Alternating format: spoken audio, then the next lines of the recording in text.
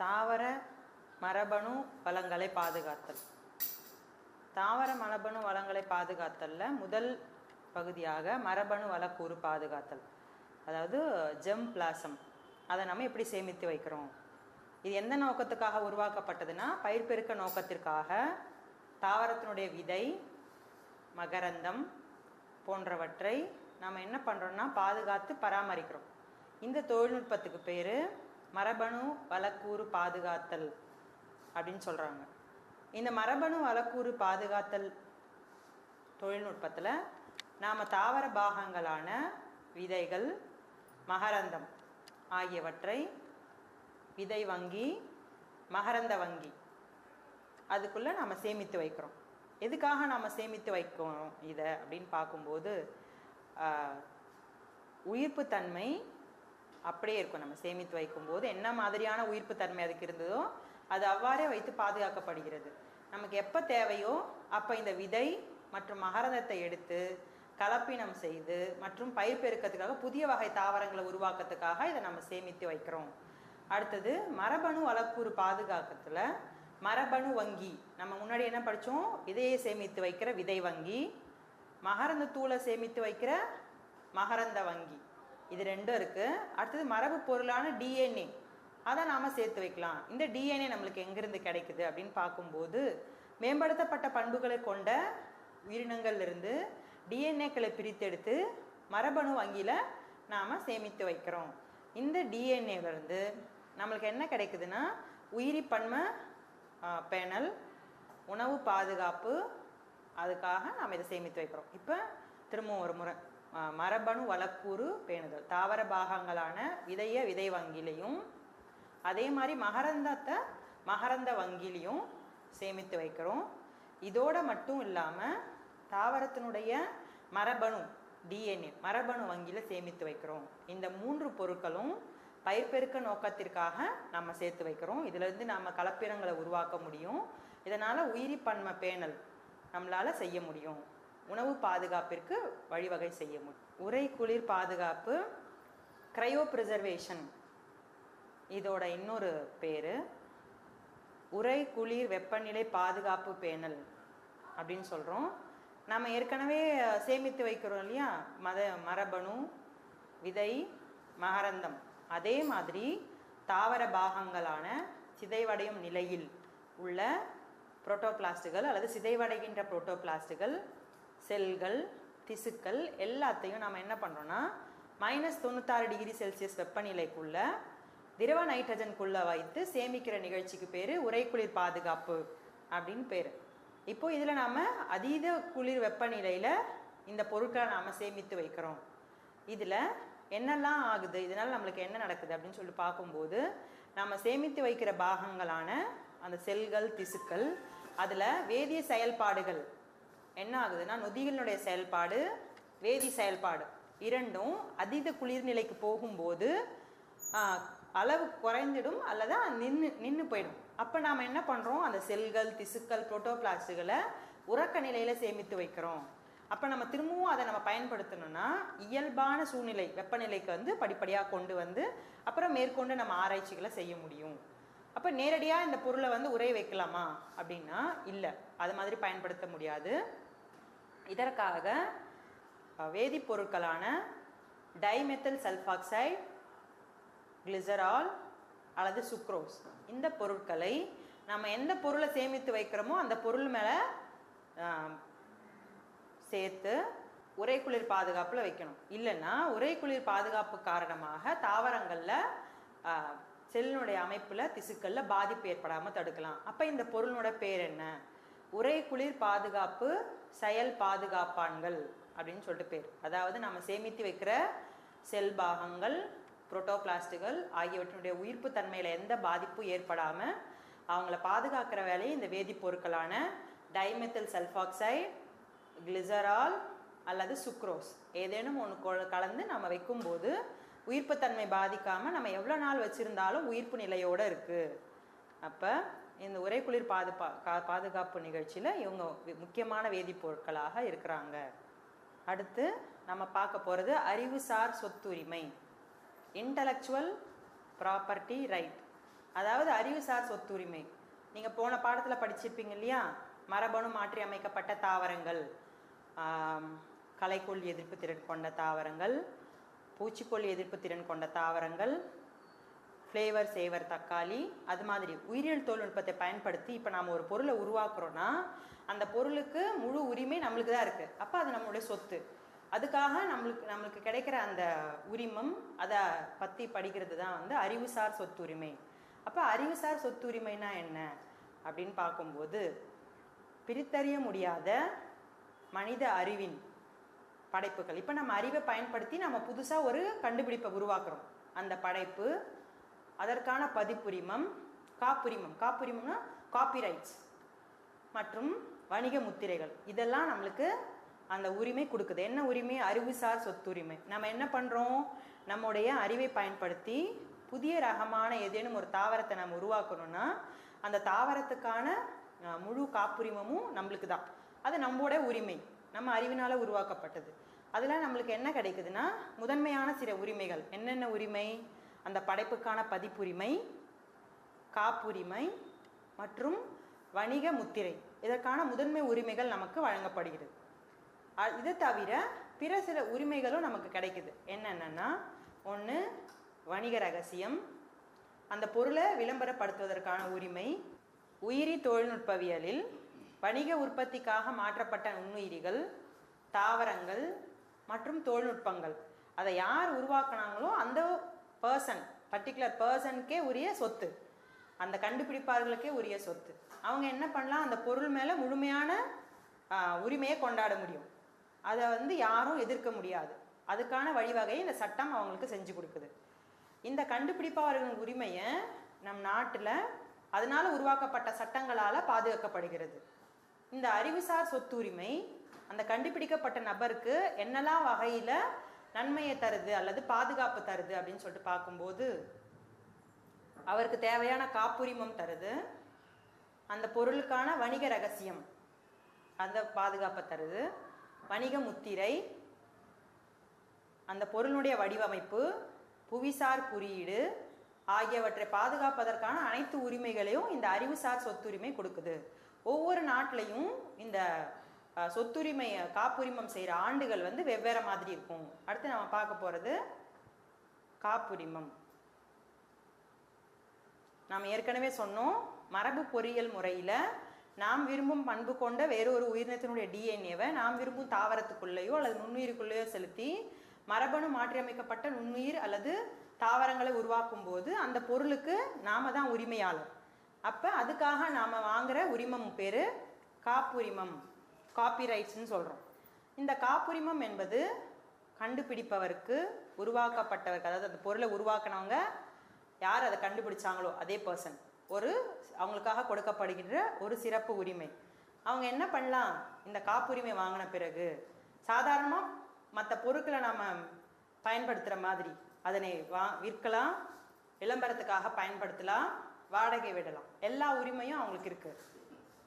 காப்புரிமம் என்ற சொல் மற்றவர்களை தவிர்த்து கண்டுபிடிப்பவர்களுக்கு அவர்களுடைய கண்டுபிடிப்பை தயாரித்தல், பயன்படுத்துதல் மற்றும் விற்பனை செய்தல் ஆகியதற்கான உரிமையை கொடுக்குது. அப்போ காப்புரிமம் யார் வந்து அந்த பொருளை உற்பத்தி செஞ்சாங்களோ அவங்களுக்கு அந்த பொருள் மேலே எல்லா உரிமையும் இருக்குது. அந்த கண்டுபிடிப்பாளருக்கு எல்லா உரிமையும் இருக்குது. அவங்க அந்த பொருளை வந்து ஒரு சொத்து அவங்களுக்கு. அந்த பொருளை எந்த பொருள் மாதிரி வாடகைக்கு விடலாம், அந்த பொருளை தயாரிக்கிறது, பயன்படுத்துறது, விற்பனை செய்யுது எல்லாமே அந்த பொருளுக்கான காப்புரிமம் யார் வாங்கியிருக்காங்களோ அந்த குறிப்பிட்ட நபருக்கு மட்டும்தான் அதுக்கு உரிமை இருக்குது. மற்றவங்க யாரும் அதில் உரிமை கோர முடியாது. அப்படியான ஒரு உரிமையை வழங்குறது தான் அந்த காப்புரிமைன்னு சொல்கிறோம். இந்த காப்புரிமை நாம் எப்படி வாங்குறது? இப்போ நம்ம ஒரு பொருளை கண்டுபிடிக்கிறோன்னா அந்த பொருளுக்கான காப்புரிமை வாங்குறதுக்கு நம்ம என்னெல்லாம் பண்ணோம்? அதுக்காக ஒரு நிறுவனம் இருக்குது. அந்த நிறுவனத்தில் போயிட்டு படிநிலை முறையில் நம்மளுக்கான காப்புரிமம் நமக்கு வழங்கப்படுது. காப்புரிமம் சார் பொதுவான படிநிலைகள். முதல்ல நாம் என்ன பண்ணுறோம்? உதாரணத்துக்கு ஒரு களைக்கொல்லி எதிர்ப்பு திறன் கொண்ட ஒரு தாவரத்தை நம்ம உருவாக்குறோம். இப்போ நாம் கண்டுபிடிச்சிருக்கோம் அல்லது உருவாக்கியிருக்கோம். இதை வந்து நம்ம பண்ணுறோம் அந்த நிறுவனத்து மூலமாக முதல்நிலை மதிப்பீடு செய்கிறோம். அடுத்தது காப்புரிம கட்டுப்பாட்டு அலுவலகத்தில் காப்புரிமம் தாக்கல் செய்யும். அப்படின்னா என்னென்னா டாக்குமெண்ட்ஸ் கொடுப்பாங்க. அதில் வந்து நம்ம டீட்டெயில்ஸை வந்து ஃபில்அப் பண்ணி கொடுக்கணும். அதுக்கு அடுத்தது மேற்கொண்டு வெளிநாடுகளில் காப்புரிமம் பெறுதல். அடுத்தது காப்புரிமம். இப்போ நம்ம அப்ளை பண்ணியிருக்கோம் இல்லைங்களா, நம்ம சொல்லியிருப்போம் அனுமதி, அதற்கான விவரக்குறிப்பு, அதுக்கப்புறம் உரிமை கோருதல். 3 படிநிலைகள் இருக்கு. இந்த 3 படிநிலைகளில் இப்போ நாம் சொல்லியிருக்க விவரக்குறிப்பு அதுக்கு அவங்களால ஏற்றுக்கொள்ள முடியாத பட்சத்தில் இருக்கும்போது அனுமதிக்கப்படலாம். இதை வந்து நம்ம என்ன சொல்கிறோம்னா அனுமதி மறுப்பு. அடுத்து சப்போஸ் நம்ம அனுமதி நம்ம கொடுத்துருக்க விவரக்குறிப்புகள் சரியாக இருந்து நமக்கு எந்த பாதிப்பும் இல்லை, சூழ்நிலைக்கோ அல்லது உயிர்களுக்கோ எந்த பாதிப்பும் இல்லை, நம்ம வந்து பயன்படுத்தலாம் அப்படின்னு சொல்லும்போது அதுக்காக நம்மளுக்கு காப்பிரைட்ஸ் அலோவ் பண்ணாங்கன்னா அதுக்கு பேர் அனுமதிக்கப்பட்ட காப்புரிமம். அதை வந்து நடைமுறைப்படுத்துவாங்க. இதெல்லாம் காப்புரிமம் வாங்குறதுக்காக இருக்க படிநிலைகள். திரும்பவும் நம்ம ஒரு முறை பார்க்கலாம். முதல்ல நம்ம அதை கண்டுபிடிக்கிறோம், முதல்நிலை மதிப்பீட்டுக்கு உட்படுத்துகிறோம். அடுத்து காப்புரிம கட்டுப்பாட்டு அலுவலகத்தில் காப்புரிமம் தாக்கல் செய்கிறோம். இதில் 2 படிநிலைகள் இருக்குது. ஒன்று மதிப்பீடு, இன்னொன்று உரிமம் கோர பேச்சுவார்த்தை. அப்புறம் வெளிநாடுகள்லேயே நம்ம காப்புரிமை பெறுதல், காப்புரிமை அனுமதி மறுப்பு, அனுமதிக்கப்பட்ட காப்புரிமத்தை நாம் நடைமுறைப்படுத்துறது, இதெல்லாம் அதில் இருக்குது. அடுத்தது உயிரி பாதுகாப்பு மற்றும் உயிரி அறநெறி. என்ன உயிரி பாதுகாப்புனா, இப்போ நாம் என்ன பண்ணியிருக்கோம், களைக்கொல்லி எதிர்ப்பு திறன் கொண்ட அல்லது ஏதேனும் ஒரு தேவையான பண்புகளை கொண்ட மரபணு மாற்றப்பட்ட உயிரினங்கள் நாம் உருவாக்கும் போது அந்த உயிரினங்களை சுற்றுச்சூழலில், அதாவது நடைமுறை வாழ்க்கைக்கு பயன்படுத்தும் போது அதை பயன்படுத்துகின்ற உயிரின தொகைக்கு, சூழ்நிலைக்கு எந்த பாதிப்பும் ஏற்படாத வண்ணம் ஏற்படுத்தப்படுகின்ற ஒரு வடிவமைப்புக்கு பேர் தான் உயிரி பாதுகாப்பு. உயிரி பாதுகாப்பு என்பது ஒருங்கிணைந்த தன்மையின் பெரிய அளவு இழப்பை தடுப்பது தான் உயிரி பாதுகாப்பு. இதில் 2 முக்கியமான இது இருக்குது. ஒன்று நம்முடைய சுற்றுச்சூழல், அடுத்தது மனிதனுடைய உடல் நலம். இது 2க்கும் பாதிப்பு ஏற்படாத வகையில் அந்த பொருளை வெளியிடுறது தான் உயிரி பாதுகாப்புன்னு சொல்கிறாங்க. சரி, இதில் என்னெல்லாம் நடவடிக்கைகள் மேற்கொள்ளப்படுது அப்படின்னு பார்க்கும்போது, இந்த தடுப்பு செயல்முறை ஆய்வக சூழலில் உயிரி பாதுகாப்பு பற்றிய மீள் ஆய்வு செய்தலையும், அதில் நம்ம பின்பற்ற வேண்டிய கடுமையான வழிகாட்டுதல், வேற என்னெல்லாம் பண்ணால் சுற்றுச்சூழலுக்கும் மனிதனுடைய உடல் நலத்துக்கும் பாதிப்பு வராத மாதிரி என்னெல்லாம் செயல்முறைகள் செய்யணும் அப்படின்றத இந்த உயிரி பாதுகாப்பு நிறுவனம் நம்மளுக்கு சொல்கிறாங்க.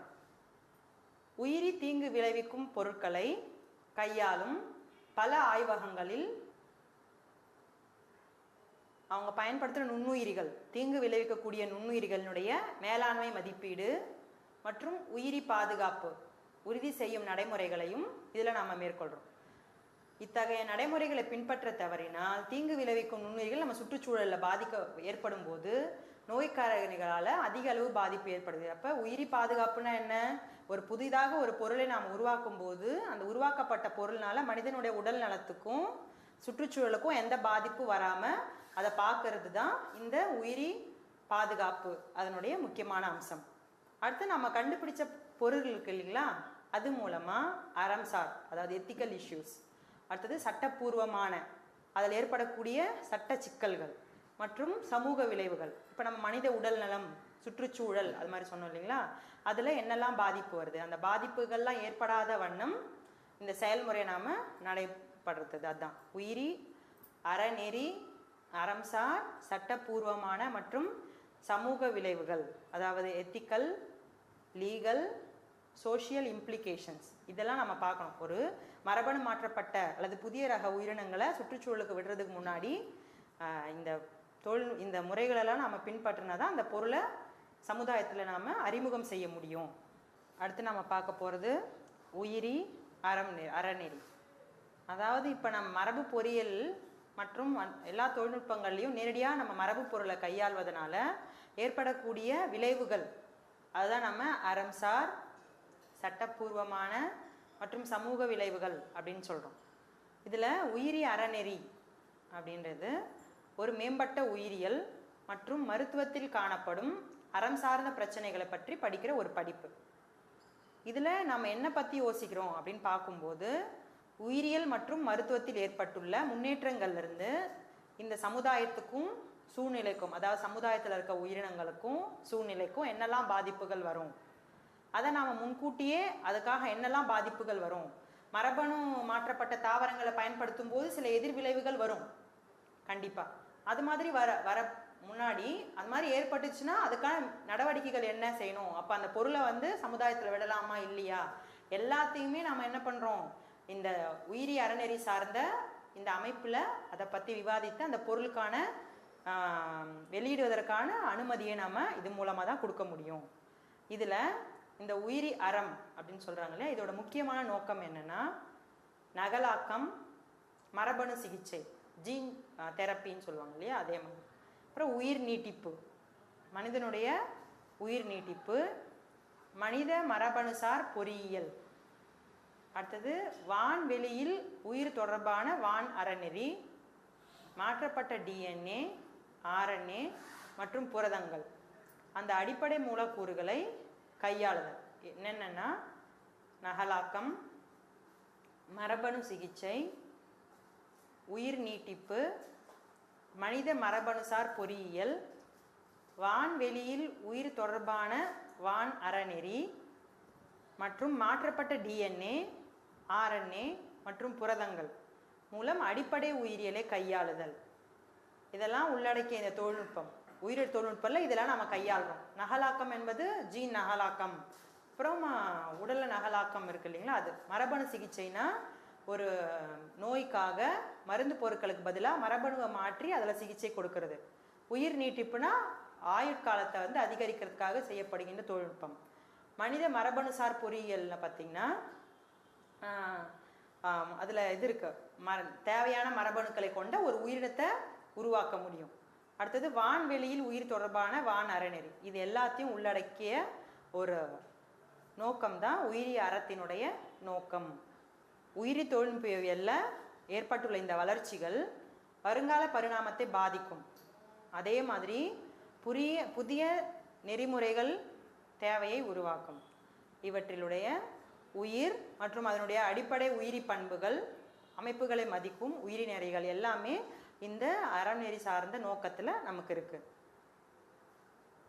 அடுத்தது அறநெறிசார் சட்டப்பூர்வ மற்றும் சமூக விளைவுகள். இது எதோட தொடர்புடையது அப்படின்னு சொல்லிட்டு பார்க்கும்போது விலங்கியல் பாடத்தில் வரும். மனித மரபணு தொகைய திட்டம் அப்படின்னா என்ன அர்த்தம்னா, மனித மரபணுனுடைய வரிசையை வந்து என்ன பண்ணியிருக்காங்கன்னா டேட்டாஸாக கிரியேட் பண்ணி அதை சேவ் பண்ணி வச்சுருக்காங்க. இப்போ அதுக்கு பேர் மனித மரபணு திட்டம். இப்போ அந்த திட்டம் அந்த செயல்படுத்துகிறாங்க இல்லையா, மனித மரபணு தொகைய திட்டம், அதனுடைய பகுதியாக தான் இது அறநெறிசார் மற்றும் சட்டப்பூர்வ மற்றும் சமூக விளைவுகள் செயல் திட்டம் என்பதை 1990ஆம் வருடம் உருவாக்கப்பட்டது. இதோடைய நோக்கம் என்னன்னா, இப்போ இந்த மரபணு தொகை ஆய்வு, இப்போ ஒரு மனிதனுடைய டிஎன்ஏ வரிசைகளை நாம் கண்டுபிடிச்சோன்னா அந்த கண்டுபிடிப்பினால பாதிக்கப்படுவது ஒரு தனி நபரோ அல்லது அவங்களோட குடும்பமோ அல்லது சமுதாயம், அவங்களுக்கான பாதுகாப்பை ஏற்படுத்தி கொடுவதற்காக உருவாக்கப்பட்ட அமைப்பு தான் இது. இது பார்த்திங்கன்னா நேஷ்னல் இன்ஸ்டிடியூட் ஆஃப் ஹெல்த் மற்றும் யூஎஸ்னுடைய டிபார்ட்மெண்ட் ஆஃப் எனர்ஜி என்ற மனித மரபணு தொகைய செயல் திட்டத்தினுடைய அந்த நிதியிலிருந்து இந்த செயல் திட்டத்துக்காக ஒரு குறிப்பிட்ட அளவுக்கு நிதி இதற்காக வழங்கப்படுகிறது. அடுத்தது மரபணு பொறியியல் மதிப்பீட்டு குழு, ஜெனட்டிக் என்ஜினியரிங் அப்ரைசியல் கமிட்டி. தீங்கு செய்யும் நுண்ணுயிரிகள் அல்லது மரபணு மாற்றம் அடைந்த உயிரிகள் மற்றும் செல்கள் போன்றவற்றின் உற்பத்தி, பயன்பாடு, ஏற்றுமதி, இறக்குமதி, சேமிப்பு, இது எல்லாத்த பற்றியுமான மதிப்பீடு செய்கிற குழு. அவங்க எந்த அமைப்பின் கீழே இருக்காங்கன்னா, இவங்க சூழலியல், வனங்கள் மற்றும் காலநிலை மாற்ற அமைச்சகத்தின் கீழே இந்த அமைப்பு இருக்குது. அதாவது இந்த ஜிஇஏசி. இது இவங்க என்ன பண்ணுறாங்கன்னா, ஆய்வுல நம்ம பயன்படுத்துகிற பொருட்கள், அதே மாதிரி தொழில்துறை உற்பத்தி, அப்புறமா தீங்கு செய்யும் நுண்ணுயிரிகள், மறுகூட்டிணைவு உயிரிகள் நாம் பெரிய அளவில் பயன்படுத்தும் போது அதில் உள்ள செயல்பாடுகளுக்கு அனுமதி கொடுக்குற ஒரு நோக்கத்துக்காக இந்த அமைப்பு உருவாக்கப்பட்டது. சோதனை அடிப்படையில் கள முயற்சிகள் உள்ளடக்கிய சூழல் மற்றும் மரபணு மாற்றமடைந்த உயிரிகள், உயிரி பொருட்களை வெளியிடுவது தொடர்பான செயல் திட்டங்களுக்கு அனுமதி அளிக்கிறது. திரும்பவும் ஒரு தடவை நாம் பார்க்கலாம். மரபணு பொறியியல் மதிப்பீட்டு குழு, அதாவது மரபணு மாற்றம் செய்யப்பட்ட நுண்ணுயிரிகளில் தீங்கு செய்யும் நுண்ணுயிரிகளோ அல்லது மரபணு மாற்றம் அடைந்த உயிரிகள் மற்றும் செல்களை உற்பத்தி செய்கிறது, பயன்படுத்துறது, இறக்குமதி செய்கிறது, ஏற்றுமதி செய்கிறது, சேமிப்பு, இது எல்லாத்த பற்றியா நம்மளுக்கு உரிமை அனுமதி கொடுக்குற ஒரு நிறுவனம் தான் இந்த ஜிஇஏசி. இவங்க எந்த அமைச்சகத்தின் கீழே வராங்க அப்படின்னு பார்க்கும்போது சூழலியல், வனங்கள் மற்றும் காலநிலை மாற்ற அமைச்சகத்தின் கீழ் இவங்க இருக்காங்க. இவங்களோட பணி என்னன்னா, இப்போ ஆய்வுக்காக அல்லது தொழில்துறை உற்பத்திக்காக அல்லது ஏதேனும் ஒரு காரணத்துக்காக நாம் உருவாக்குறோம் இல்லைங்களா, நுண்ணுயிரிகள், மறு கூட்டிணைவு பொருட்கள் ஆகியவற்றை பெரிய அளவில் ஆய்வுச்சாலையில் வளர்க்கறதற்கான செயல்முறை நெறிமுறைகளை இவங்க தான் நம்மளுக்கு அனுமதி அளிக்கிறாங்க. இவங்க அனுமதி அளித்தாதான் நாம் களச்சூழ்நிலை, அதாவது ஃபீல்டு எக்ஸ்பெரிமெண்ட்டுக்கு நம்ம எடுத்துகிட்டு போவோம் இல்லையா, இந்த பொருட்களை கள முயற்சிகள், மரபணு மாற்றம் அடைந்த உயிரிகள், உயிரி பொருட்கள் அவற்றை வெளியிடுவதற்கு தொடர்பான அனுமதியை இந்த அமைப்பு தான் நம்மளுக்கு கொடுக்குறாங்க. அடுத்தது இந்த உயிரி தொழில்நுட்பவியலுடைய எதிர்காலம். எப்படி இப்போ கணினி யுகம் இருக்கோ அதே மாதிரி இந்த மரபணு மாற்றி அமைக்கப்பட்ட உயிரினங்கள், தாவரங்கள், அப்புறம் இந்த மரபணு தொடர்பான பிரிவான உயிரி தொழில்நுட்பவியல் எப்படி இருக்கும் அதுதான் இதில் சொல்லியிருக்காங்க. எப்படி கணினியோட வளர்ச்சி பெரும் வளர்ச்சியாக இருக்கோ அதே மாதிரி உயிரி தொழில்நுட்போட வளர்ச்சியும் சமுதாயத்தில் மிக முக்கியமான ஒரு வளர்ச்சியாக இருந்து புதிய கண்டுபிடிப்புகள் மற்றும் மாற்றம் செய்யப்பட்ட தாவரங்களை உருவாக்குறதுக்கு ஒரு கருவியாக இருக்கும் அப்படின்றத சொல்லியிருக்காங்க. இதில் உயிரி தொழில்நுட்பவியலின் எதிர்காலம், மனித மரபணு தொகையை மட்டுமே, நான் உங்களுக்கு ஏற்கனவே சொன்னேன் இல்லைங்களா, மனித மரபணுவை என்ன பண்ணியிருக்காங்க, அந்த டிஎன்ஏவோட சீக்வன்ஸை டேட்டாவில் சேவ் பண்ணி வச்சுருக்காங்க. அதுக்கு பேர் நம்ம மனித மரபணு தொகையம் திட்டம் அப்படின்னு சொல்கிறோம். அதோடு மட்டும் இல்லாமல் வேறு சில உயிரினங்களுடைய மரபணு தொகையத்தையும் வரிசைப்படுத்தி அதை சேமித்து வைத்திருக்காங்க.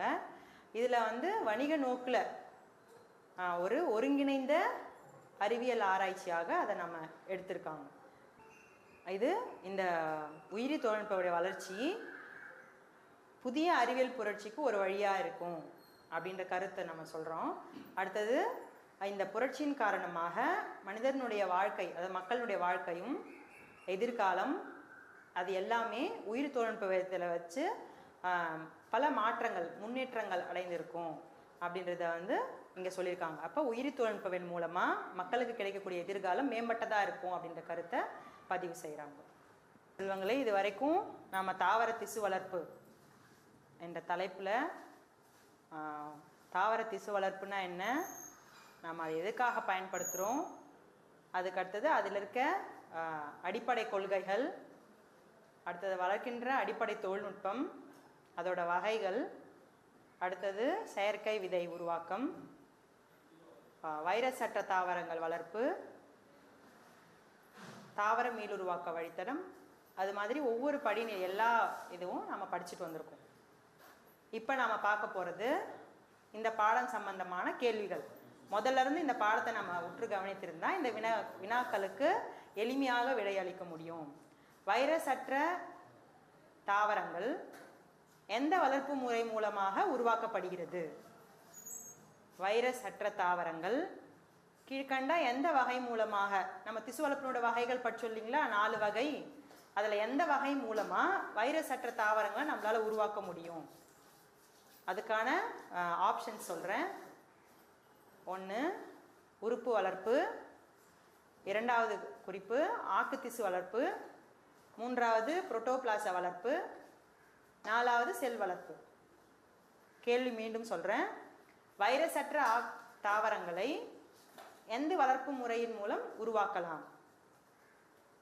1 உறுப்பு வளர்ப்பு, 2 ஆக்கு திசு வளர்ப்பு, 3 புரோட்டோபிளாச வளர்ப்பு, 4 செல் வளர்ப்பு. எந்த ஆப்ஷன் கரெக்டான விடை? அதுக்கான விடை ஆக்கு திசு வளர்ப்பு. அடுத்தது தாவர திசு வளர்ப்பில் முக்கியமாக நம்ம ஏற்கனவே படித்தோம், நம்ம வளர்க்குற தாவர திசுவினுடைய பிரிக்கூறினுடைய வெற்றியானது நாம் பயன்படுத்துகிற ஊடகத்தை பொறுத்து தான் இருக்குது. ஓகேங்களா? அந்த தாவர திசு வளர்ப்பில் பயன்படுத்துகிற ஊடகத்தில் திடப்படுத்தும் காரணியாக எந்த பொருள் பயன்படுத்தப்படுகிறது? தாவர திசு வளர்ப்பில் திடப்படுத்தும் காரணியாக பயன்படுத்தும் பொருள் எது? அதற்கான ஆப்ஷன்ஸ் 1 நிக்கோட்டினிக் அமிலம், 2 கோபால்ஸ் குளோரைடு, 3 EDTA, 4 அகார். மீண்டும் ஒரு முறை கொஸ்டின் சொல்றேன். தாவர திசு வளர்ப்பில் திடப்படுத்தும் காரணியாக பயன்படுத்தப்படும் பொருள் எது? 1 நிக்கோட்டினிக் அமிலம், 2 கோபால்ஸ் குளோரைடு, 3 EDTA, 4 அகார். மாணவர்களே, இதற்கான விடை அகார். அகார் என்பது நமக்கு எதிலிருந்து கிடைக்குதுன்னு படித்தோம். கடற்பாசிலிருந்து கிடைக்கக்கூடிய ஒரு சிக்கலான மியூசிலேஜ் பாலிசாக்கரைடு அப்படின்னு படிச்சோம் இல்லைங்களா? அதுதான் இதனுடைய விடை. அடுத்தது நாம ஒரு சில சிறு வினாக்கள் பார்க்கலாம். கருவுரு என்பது என்ன? கருவுரு பற்றி நீ அறிவது என்ன? அதற்கான விடை நீங்க கருவுருக்கள் அந்த பகுதியில் அதற்கான விடை குறிப்பு இருக்கு. அதுக்கு அடுத்தது உறைக்குளிர் பாதுகாப்பு பற்றி குறிப்பு வரைக. உறைக்குளிர் பாதுகாப்பு நம்ம படிச்சோம் இல்லைங்களா? செயற்கை விதைக்கு அப்புறம் உறைக்குளிர் பாதுகாப்பு, அதற்கான பகுதி இருக்கு. உறைக்குளிர் பாதுகாப்பு பார்த்தீங்கன்னா பொது தேர்வில் கேட்கப்பட்ட வினாவும் கூட. நீங்கள் அதிக முக்கியத்துவம் கொடுத்து இந்த வினாக்கான விடையை படித்து வச்சுக்கலாம். அதில் நம்ம ஒரு வினா கேட்க போகிறோம், 5 மதிப்பெண் வினா. இப்போ நம்மளுக்கு என்ன கிடைக்குதுன்னா, மரபணு மாற்றம் மூலமாக உருவாக்கப்பட்ட ஒரு தாவர செல் பிரிக்கூறு நம்மளுக்கு கிடைக்குது. அந்த பிரிக்கூரை என்ன தொழில்நுட்பத்தை பயன்படுத்தி நீங்கள் ஒரு நாற்றுருவா உருவாக்குவீங்க? என்ன தொழில்நுட்பம், அதில் உள்ள படிநிலைகள் விவரி. அதுதான் உங்களுக்கான கேள்வி. மீண்டும் ஒரு முறை சொல்கிறேன். மரபணு மாற்றம் மூலம் பெறப்பட்ட ஒரு தாவர செல் நமக்கு பிரிக்கூறா கிடைக்குது. அந்த பிரிக்கூரை எந்த தொழில்நுட்பத்தை பயன்படுத்தி நாம் ஒரு நாற்றுருவா வளர்ப்போம்? அதில் இருக்க படிநிலைகள் விளக்குக. இதுதான் உங்களுக்கான கேள்வி.